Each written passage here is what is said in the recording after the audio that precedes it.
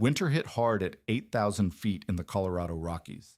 Jeb Thornton learned that his first season in 1885, when his cabin floor dropped to 18 degrees Fahrenheit, while his stove burned hot 3 feet away, and he was burning through 2 cords of firewood every 10 days just to keep from freezing.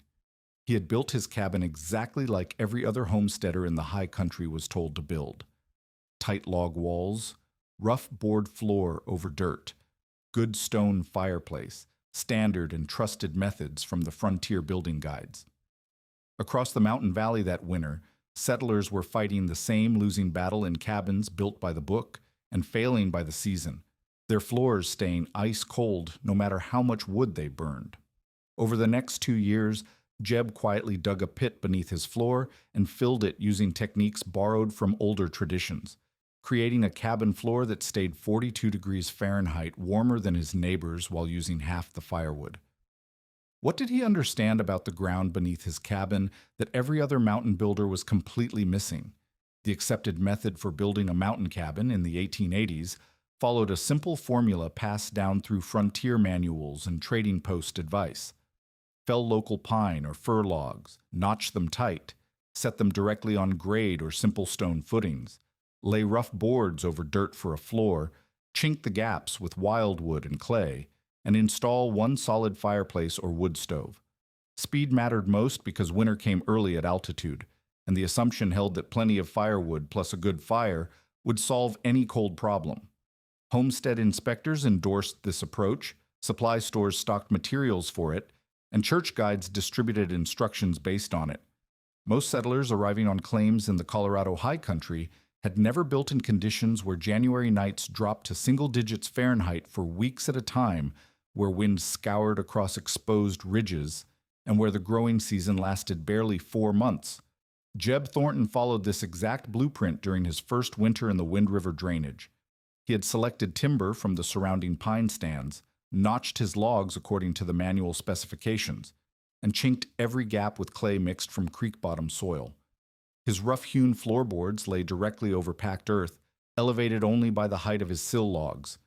The stone fireplace drew properly, the chimney pulled smoke without backdraft, and the structure appeared sound by every measure the homestead inspector used. Yet when the first serious cold arrived in late November, water in his wash basin froze solid 6 feet from the hearth. His boots stiffened overnight despite being placed near the fire. The floorboards felt so cold that standing on them in stocking feet became painful within minutes, and his legs ached constantly from the chill rising through the soles of his feet. Neighbors throughout the valley suffered identical problems. Hank Marston, the logging foreman turned homesteader on the adjacent claim, burned through 3 full cords of wood in his first 2 weeks of December, while his floor temperature never rose above freezing. Tom Reed, working a timber claim further up the drainage, found that snow accumulated around the gaps where his floorboards met the walls, melted during the day from fireplace heat, then seeped beneath his floor and froze again at night. After a week of sustained cold where outside temperatures held at 15 degrees Fahrenheit below zero, Reed discovered his interior floor measuring 18 degrees above zero despite maintaining a fire around the clock. The pattern repeated across every standard-built cabin in the high country: frozen floors, massive fuel consumption, and occupants who spent their days huddled under blankets, even with fires burning. Jeb brought different knowledge to this problem than most frontier settlers. His father had emigrated from the alpine regions of Switzerland, where winter building techniques addressed ground frost and thermal bridging through stone foundations and elevated timber systems. During his youth in a German-Swiss immigrant community, Jeb had observed how his father isolated foundation timbers from direct ground contact and used gravel barriers to prevent moisture wicking. More significantly, Jeb had spent trading seasons with a band of Southern Ute in the Colorado mountains, learning their techniques for maintaining warmth in semi-subterranean winter shelters. The Ute method involved digging shallow pits, filling them with stones heated in fire, then covering the heated stone bed with packed earth to create a thermal battery that radiated warmth upward for hours after the surface fire died. His military experience as a cavalry scout had shown him how cold floors in frontier barracks created drafts and sapped heat from entire buildings, forcing soldiers to burn excessive fuel while still suffering from cold feet and legs. Jeb understood that the standard frontier approach treated the ground beneath the cabin as simply inert dirt, when that ground actually formed a massive heat sink that constantly drew warmth away from the living space.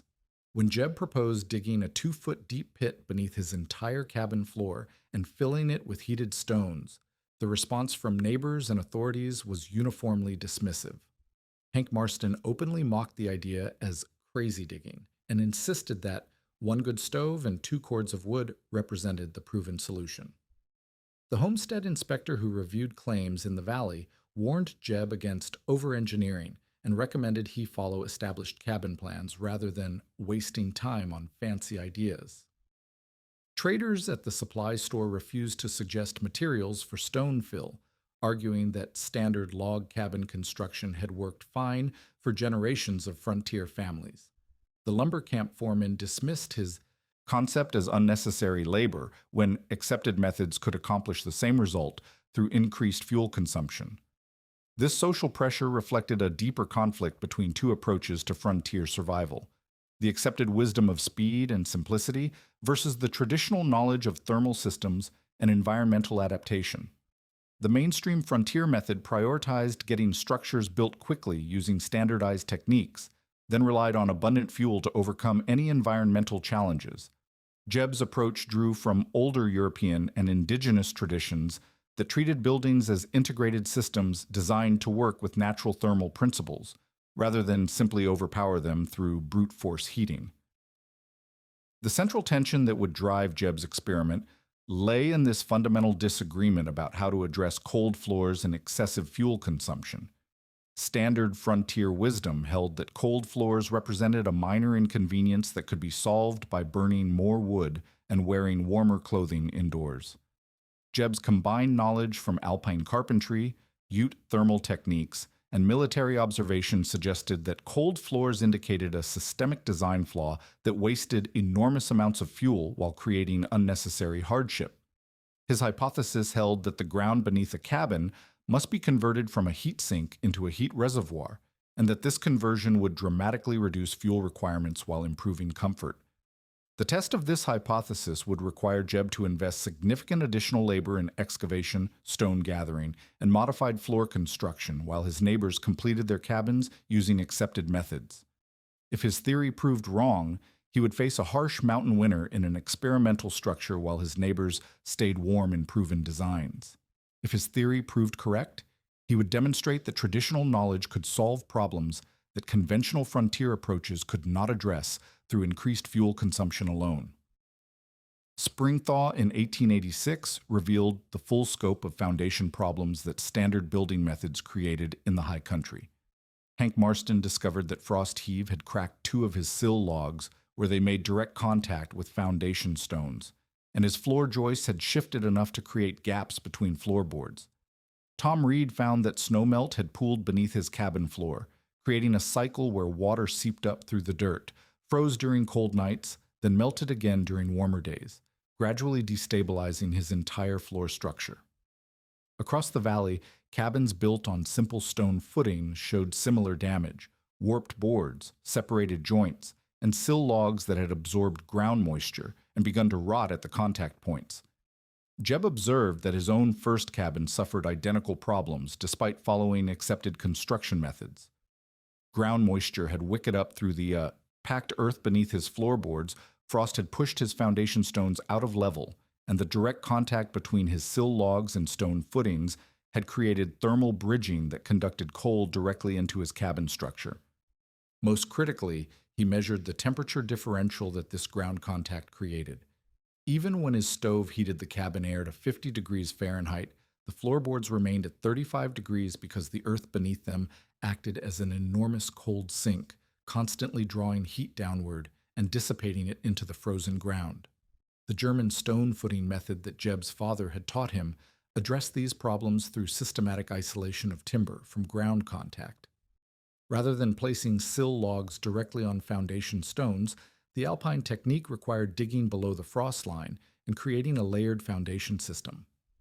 Jeb began his reconstruction by excavating a pit 10 feet by 12 feet and 2 feet deep beneath his entire cabin footprint extending the excavation 6 inches beyond where his walls would sit. He lined the bottom of this pit with a 4-inch layer of coarse gravel, then added a 2-inch layer of sand to break capillary action and prevent ground moisture from wicking upward into his floor system. The Ute elder, who had shown Jeb rockbed heating techniques during trading seasons, provided the thermal battery concept that transformed this foundation pit from simple moisture control into active heat storage. The Ute method involved selecting river cobbles ranging from fist-sized to head-sized stones, heating them in a fire until they glowed, then transferring them into the pit using green wood handles and leather wraps. Jeb adapted this technique by building a large fire pit adjacent to his construction site and maintaining it for 3 days while he systematically heated approximately 1,000 pounds of river cobbles collected from the creek drainage below his claim. The process of charging the stone bed required precise timing and temperature control that frontier building manuals never addressed. Jeb heated batches of 15 to 20 stones at a time, rotating them in the fire until their surfaces showed the dull red glow that indicated internal temperatures around 300 degrees Fahrenheit. Using split logs as tongs and wearing thick leather gloves, he transferred the heated stones into his foundation pit, arranging them in a single layer across the gravel base with roughly 2 inches of space between stones. The heated cobbles hissed when they contacted the cooler gravel, and steam rose from the pit as residual moisture in the stones evaporated. Once the entire stone bed was in place and had cooled to approximately 150 degrees Fahrenheit, Jeb covered it with a 3-inch layer of dry sand, then added 4 inches of packed earth mixed with small stones to create a stable base for his floor joists. This layered system created thermal mass that could store heat from the stones while preventing direct contact between the hot stones and his wooden floor structure. The sand layer also provided drainage and prevented moisture from reaching the floor joists from below. The air gap ventilation system represented Jeb's most significant departure from standard foundation practice. Instead of setting his sill logs directly on the stone footings at ground level, he built up his foundation walls to create a 6-inch airspace beneath his cabin floor. He installed his sill logs on ledger boards that spanned between foundation walls, effectively suspending his entire floor system above the heated stone bed. This air gap served multiple functions. It prevented wind-driven cold air from flowing beneath the cabin. It allowed heat from the stone bed to circulate upward toward the floorboards, and it eliminated direct thermal bridging between the foundation stones and the cabin structure. Jeb tested his foundation system during a late spring cold snap when overnight temperatures dropped to 20 degrees Fahrenheit. Without any active heating in his cabin, he measured the temperature at various points in his foundation system using a simple iron probe. The stone bed maintained an average temperature of 90 degrees Fahrenheit 3 days after the initial heating. The sand layer above the stones measured 75 degrees, and the airspace beneath his floor joists held at 65 degrees. Most significantly, his floorboards measured 52 degrees Fahrenheit on their upper surface, compared to 38 degrees in Hank Marston's cabin during the same weather conditions. The structural advantages of Jeb's foundation system became apparent during the spring inspection period. His sill logs showed no moisture absorption, no frost cracking, and no settling or movement. The floor joists remained level and true, with no gaps between floorboards and no sagging or bounce when walked upon. The stone bed had settled only minimally, requiring the addition of just 2 wheelbarrows of sand to fill minor gaps that had appeared as the stones found their final positions.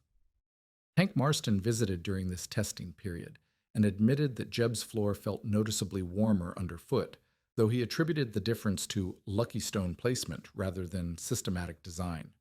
Tom Reed was more curious about the technical details and asked specific questions about the depth of excavation and the method for heating stones. When Jeb explained that the stone bed could be recharged by building a small fire in the cabin and directing some of the heat downward through gaps he had built into his floor system, Reed began to understand that Jeb had created an integrated heating system rather than simply a more comfortable floor. The fuel efficiency implications of this foundation system exceeded Jeb's initial projections. During a 10-day period in late spring when nighttime temperatures averaged 30 degrees Fahrenheit, Jeb maintained comfortable indoor conditions using only half a cord of wood compared to the full cord that Hank burned during the same period. The heated stone bed provided baseline warmth that reduced the temperature differential his stove had to overcome, while the insulated foundation prevented heat loss through the ground contact that plagued standard construction methods. The effectiveness of Jebb's heated stone foundation revealed a secondary problem that standard frontier construction created through inadequate building envelope design. While his floor now provided consistent warmth, heat continued to escape rapidly through log walls and roof systems that relied on minimal insulation beyond basic chinking. During early autumn testing in 1886, Jebb discovered that his cabin lost approximately 60% of its heat through wall and roof surfaces, even with the improved floor system maintaining baseline warmth. Interior air temperatures dropped from 55 degrees Fahrenheit to 38 degrees within 4 hours after his stove fire died, indicating that wall and roof heat losses were undermining the thermal battery he had created beneath his floor. Standard log construction in the high country used techniques optimized for speed rather than thermal performance. Builders notched logs to fit tightly, filled gaps with clay chinking mixed with straw or moss, and covered the structure with a simple shed or gable roof using rough-cut boards over pole rafters. This approach created walls approximately 8 to 10 inches thick, consisting entirely of solid wood, which conducted heat efficiently from warm interior air to cold exterior surfaces. Roofs typically involved single-layer board sheathing with no insulation above the rafters, allowing heated air to rise directly to the cold roof surface and radiate heat into the exterior environment.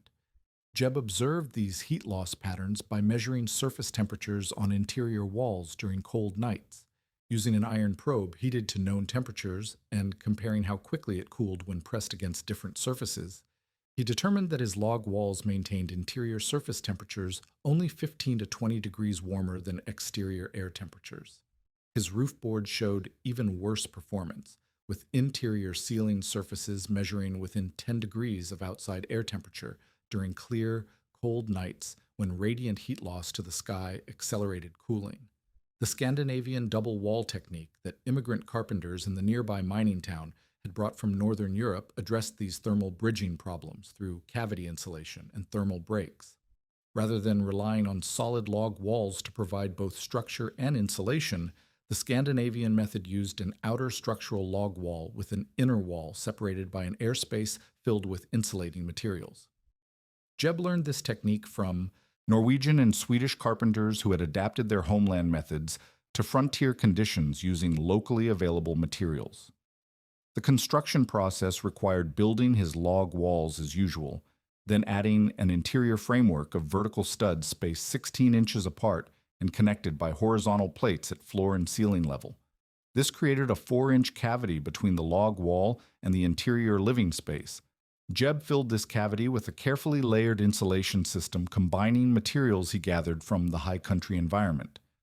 The primary insulation consisted of dry lichen collected from exposed rock faces above timberline, where wind and sun had cured it into a fibrous material with excellent insulating properties and natural resistance to moisture absorption.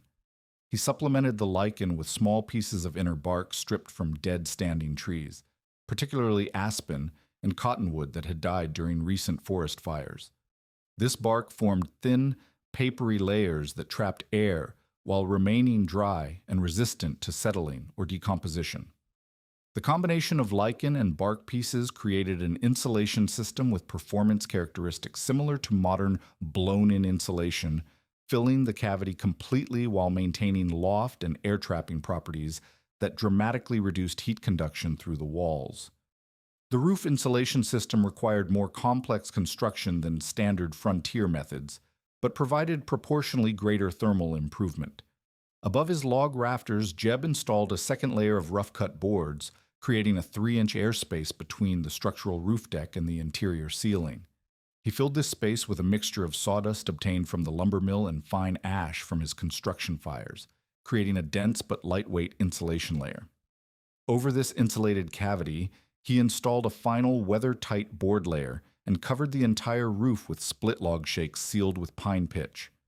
The critical detail that integrated his envelope improvements with the floor heating system involved sealing the perimeter where walls met floor to prevent cold air infiltration that would bypass his insulation and undermine the heated floor system.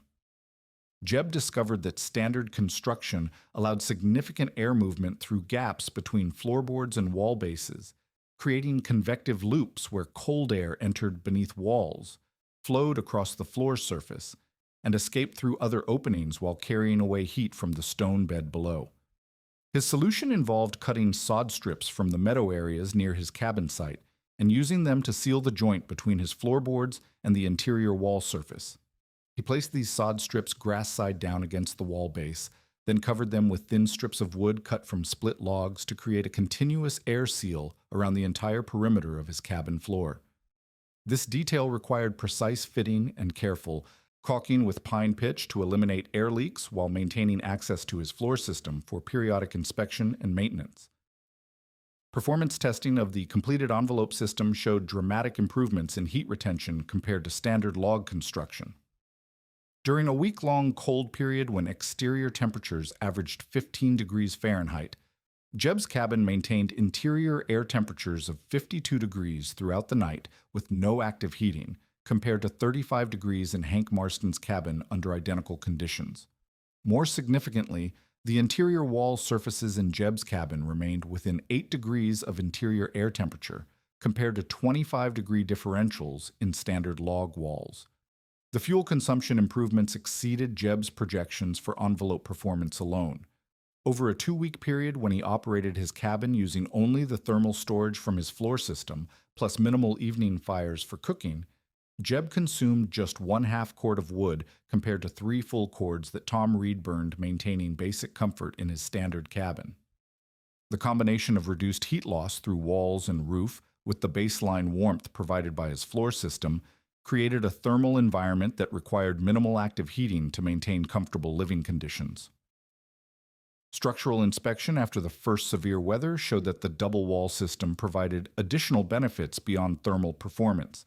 The interior wall surface remained completely dry with no condensation or frost formation, while the log walls in neighboring cabins showed ice buildup and moisture problems where warm interior air contacted cold log surfaces.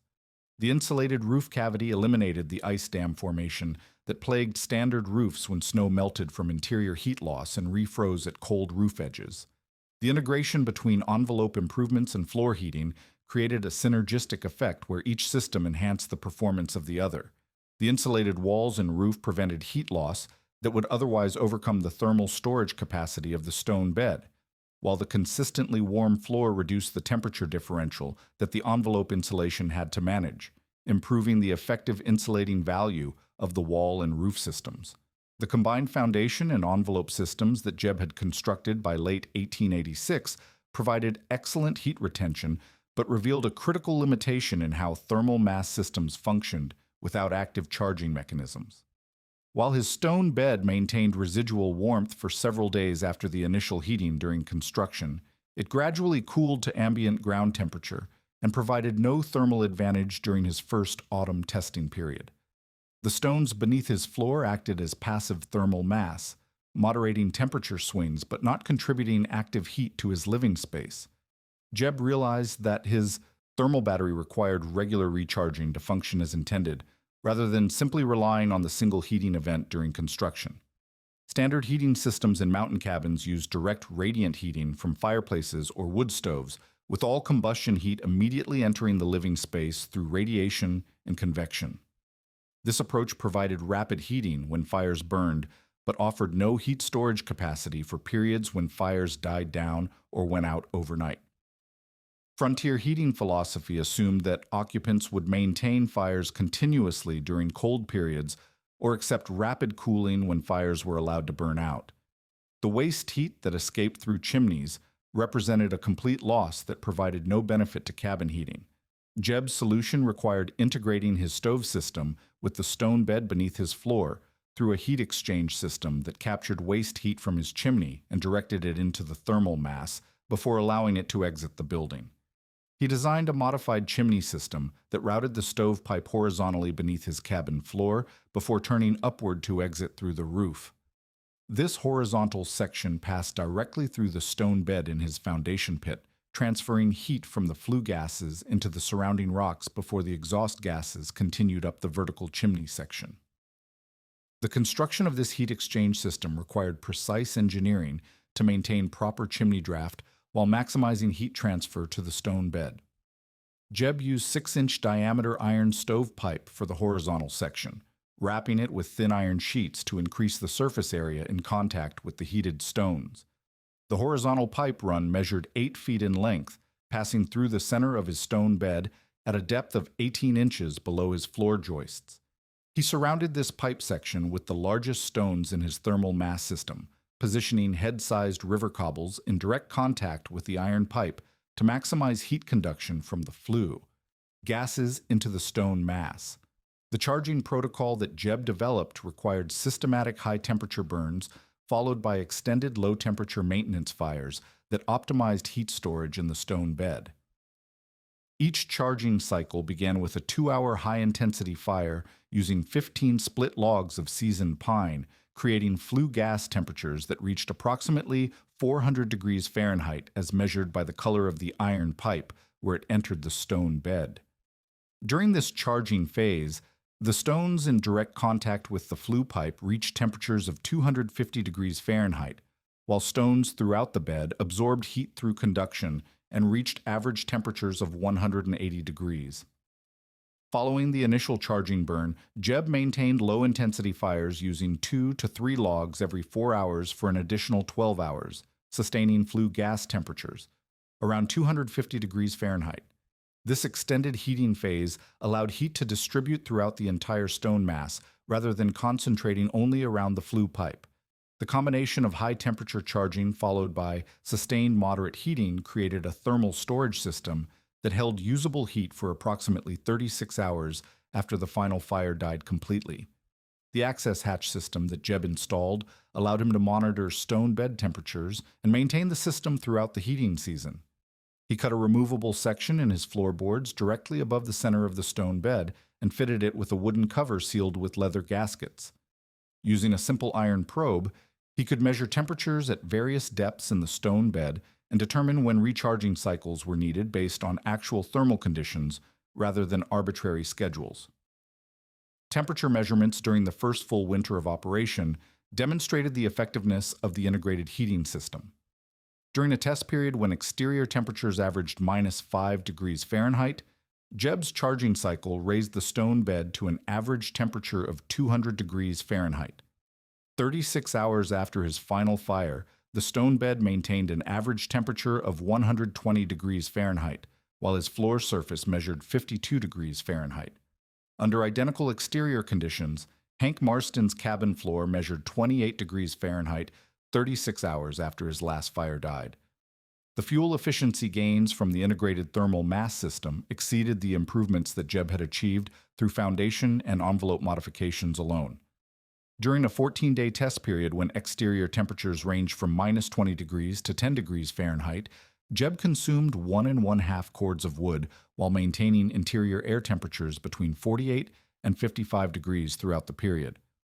Tom Reed, operating a standard cabin heating system during the same weather, burned 4 cords of wood while experiencing interior temperature swings from 32 degrees to 58 degrees. The waste heat recovery aspect of Jeb's system provided additional efficiency improvements that standard heating systems could not match. In conventional cabin heating, approximately 40% of the heat generated by wood combustion escaped through the chimney as waste heat in the flue gases. Jeb's horizontal heat exchanger captured most of this waste heat and transferred it into his thermal storage system, effectively increasing the useful heat output from each cord of wood by 30 to 40% compared to direct heating systems. The operational schedule that Jeb developed balanced thermal storage efficiency with daily heating requirements. He performed major charging cycles every 3rd day during periods of sustained cold weather, with minor maintenance burns on our intermediate days to maintain cabin air temperature and provide cooking heat. During moderate weather periods, the thermal storage system provided sufficient heat that he needed active fires only for cooking and occasional comfort heating during the coldest hours before dawn. The integration of active thermal charging with his foundation and envelope systems created compound efficiency gains where each improvement magnified the benefits of the others. The insulated envelope reduced heat loss rates that would otherwise overwhelm the thermal storage capacity, while the heated stone bed provided baseline warmth that reduced the temperature differential the envelope systems had to manage. The air gap ventilation beneath his floor allowed heated air from the stone bed to circulate upward and contribute to cabin heating, while the envelope insulation prevented this heat from escaping through walls and roof. Performance documentation during severe weather events showed that Jebb's integrated system maintained comfortable living conditions with dramatically reduced fuel consumption compared to standard frontier heating methods. During a 7-day period when exterior temperatures remained below 0 degrees Fahrenheit, with nighttime lows reaching minus 30 degrees, Jebb maintained interior temperatures above 45 degrees, while consuming less wood than his neighbors burned in 2 days of standard heating system operation. The winter of 1891 arrived with unprecedented severity that would test every heating system in the high country beyond normal operational limits. Beginning in early December, a persistent high-pressure system locked Arctic air over the Colorado Rockies for 30 consecutive days, creating conditions that frontier weather records had never documented. Daytime temperatures remained between 0 and 10 degrees Fahrenheit throughout the period, while nighttime lows dropped to minus 30 degrees Fahrenheit, with sustained winds that drove effective temperatures to minus 40 degrees. Snowfall accumulated to depths of 5 to 6 feet, with drifting that buried cabin walls to window level and made fuel gathering nearly impossible for extended periods. Standard heating systems across the valley began failing within the first week of extreme conditions. Hank Marston's cabin, built according to conventional frontier methods, required continuous fires burning 8 to 10 logs per hour just to maintain interior air temperatures above freezing. By the 10th day of sustained cold, his fuel consumption had exhausted his prepared wood supply, forcing him to burn furniture and structural materials from outbuildings. His floor surface never exceeded 20 degrees Fahrenheit throughout the cold period, and ice formed on interior walls where moisture from cooking and breathing condensed on surfaces cooled by conduction through the log walls. Tom Reed faced even more severe challenges when his chimney became blocked with ice formations created by rapid cooling of flue gases in the extreme exterior temperatures. The blockage forced him to extinguish his fires completely for 2 days while he cleared ice from the chimney system, during which time his cabin interior dropped to 18 degrees Fahrenheit and his water supply froze solid. When he restored heating, the thermal shock of rapid reheating caused 3 of his foundation stones to crack and shift, creating structural instability that threatened his entire floor system. The cascading failures of conventional heating systems created life-threatening conditions for several homesteaders in the valley. One neighbor's cabin suffered complete heating system failure when frost heave cracked his chimney foundation, forcing evacuation to a nearby trading post. Another family exhausted their entire winter fuel supply in 12 days and had to burn interior wallboards to maintain survivable temperatures, compromising the structural integrity of their shelter. The pattern of system failures demonstrated that conventional frontier heating methods had no safety margin for weather conditions beyond normal winter severity. Jebb's integrated thermal system performed within design parameters throughout the extreme weather period, maintaining habitable interior conditions while consuming fuel at rates consistent with normal winter operations. His daily operational routine during the crisis involved 2 major charging cycles of the stonebed thermal mass, performed at 6-hour intervals using his standard protocol of high-intensity burns, followed by sustained moderate fires. These charging cycles maintained stone bed temperatures averaging 150 degrees Fahrenheit, which provided sufficient baseline heat to keep interior air temperatures between 45 and 52 degrees Fahrenheit throughout the 30-day period.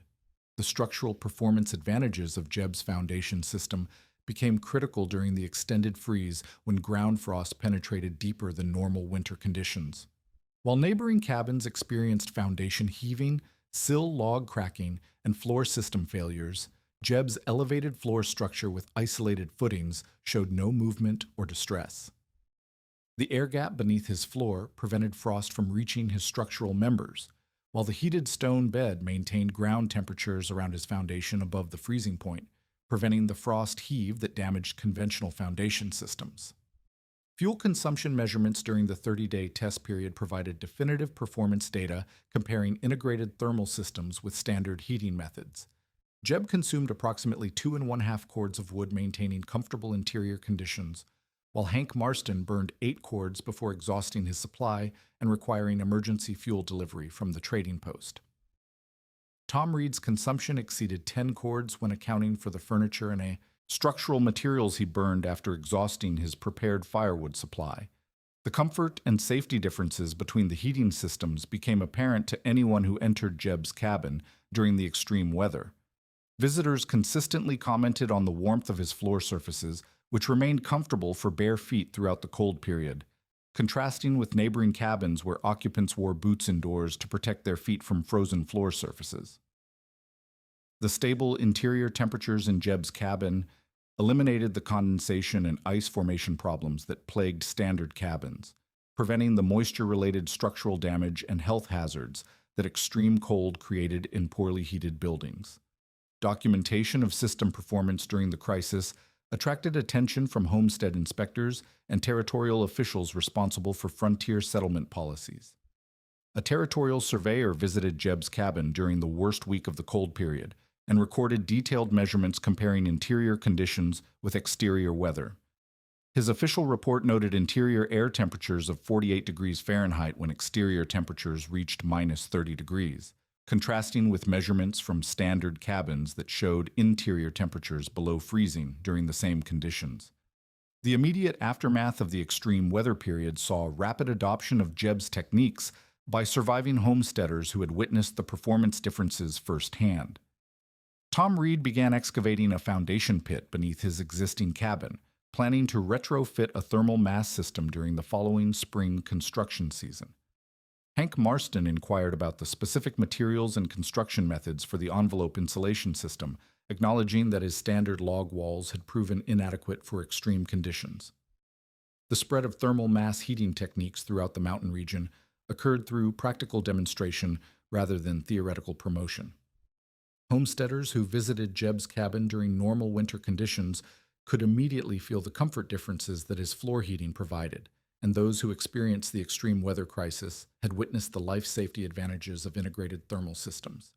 Within 2 years of the 1891 winter, 5 cabins in the immediate valley incorporated modified versions of Jeb's foundation and thermal storage principles. Regional building practices began evolving to incorporate elements of traditional thermal design that Jeb had demonstrated. Supply stores started stocking river cobbles and insulation materials specifically for thermal mass applications. Homestead construction guides published by territorial authorities began recommending elevated floor systems and foundation insulation for high-altitude applications. The practical success of integrated heating systems influenced frontier building standards in ways that theoretical improvements could never have achieved. Forest Service documentation from the early 1900s recorded Jeb's cabin as an example of advanced frontier construction techniques adapted to extreme mountain conditions. Structural surveys conducted 15 years after construction showed no deterioration in foundation systems, floor structures, or envelope performance, contrasting with neighboring cabins that required major repairs or complete reconstruction within 5 to 10 years of initial construction. The fundamental principle that Jeb had proven through practical application challenged the accepted frontier assumption that heating problems could be solved simply by burning more fuel. His demonstration showed that systematic thermal design, integrating foundation systems, envelope performance, and thermal storage could provide superior comfort and safety while consuming significantly less fuel than conventional methods. The ground beneath a mountain cabin was not simply dirt to be ignored, but a thermal resource that could be engineered to contribute actively to heating system performance through proper design and construction techniques.